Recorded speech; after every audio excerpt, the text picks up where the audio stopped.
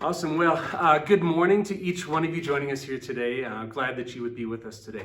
Our online service is going to look a little different today, and that's because as a church family, we're closing out 2020 with a time of corporate prayer.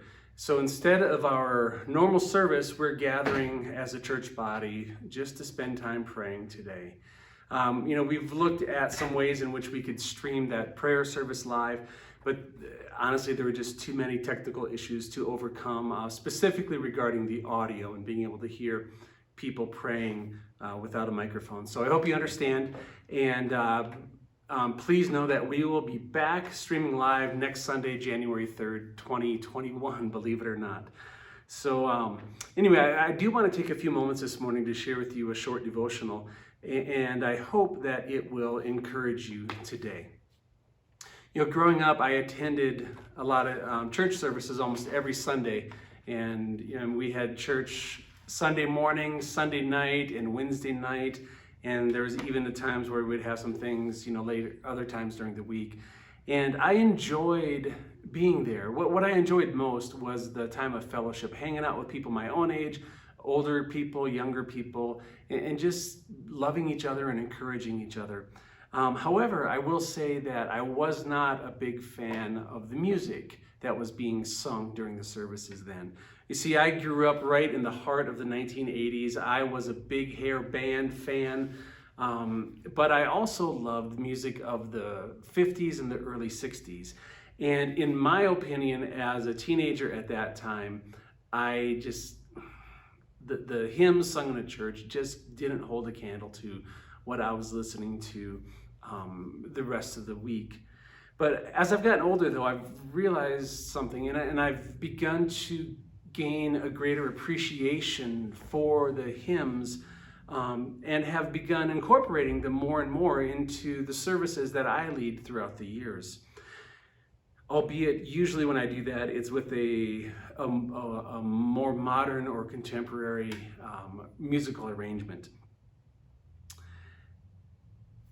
But the words, I guess the reason why I enjoy these so much is that the words of these hymns, they are deep and they're rich. And if we can take time to get beyond any biases we may have about them, I believe that our spiritual life can truly be enriched. There's a whole genre of hymns and music that developed in the early years of American history, and it's the Negro spiritual. During the bitter days of slavery, black workers on American plantations solaced themselves with song and created this unique form of American hymnology. These songs were rarely written down. They were passed orally from generation to generation and plantation to plantation. They were sung by the slaves to encourage themselves to remember that although their lives were hard and brutal, there would come a day in which they were truly free from the bondages here on earth. In the late 1870s, there was a group called the Jubilee Singers, and they came out of Fisk University. And they began to sing many of these old Negro spirituals and brought them from the fields of the plantations into the whole world. And one of the last spirituals to be uncovered and published was a great Christmas carol titled "Go Tell It on the Mountain." In 1871, John Wesley Work Jr. was born into a Nashville family. His father was a church choir director, and John Wesley Work Jr. grew up singing in his father's choir. And eventually, once he graduated high school, he enrolled at Fisk University, and he became involved in the music program there, although his main areas of study were history and Latin.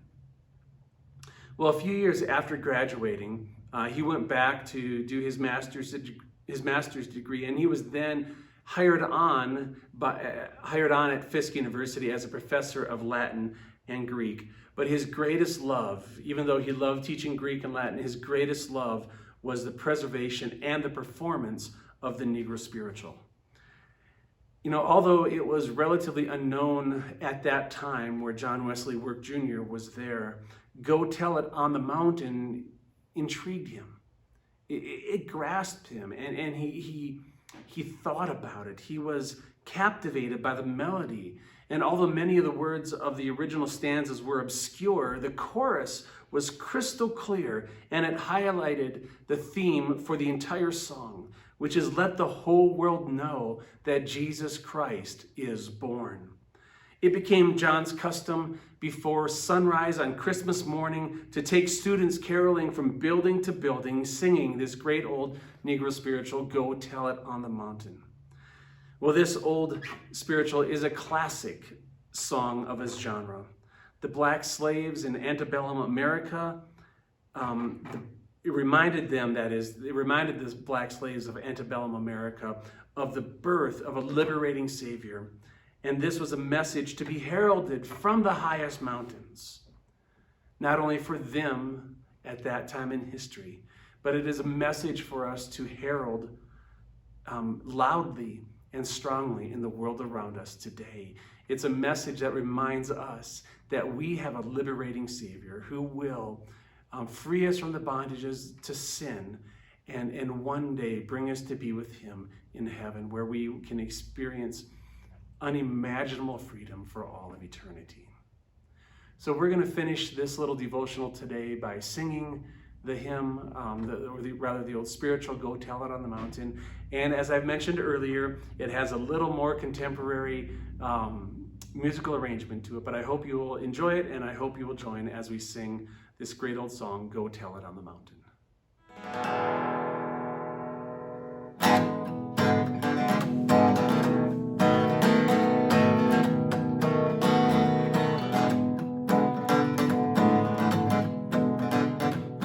Go tell it on the mountain, over the hills and everywhere. Go tell it on the mountain, Jesus Christ is born. Well, shepherds kept their watching over silent flocks by night. Behold, throughout the heavens there shone a holy light. Go tell it on the mountain, over the hills and everywhere. Go tell it on the mountain, Jesus Christ is born. Shepherds feared and trembled when low above the earth rang out the angel chorus that hailed the Savior's birth. Go tell it on the mountain, over the hills and everywhere. Go tell it on the mountain, Jesus Christ is born. Down in a lowly manger, the humble Christ was born. And God sent us salvation, the blessed Christmas morn. Go tell it on the mountain, over the hills and everywhere. Go tell it on the mountain, that Jesus Christ is born. I say go tell it on the mountain, over the hills and everywhere. Go tell it on the mountain, that Jesus Christ is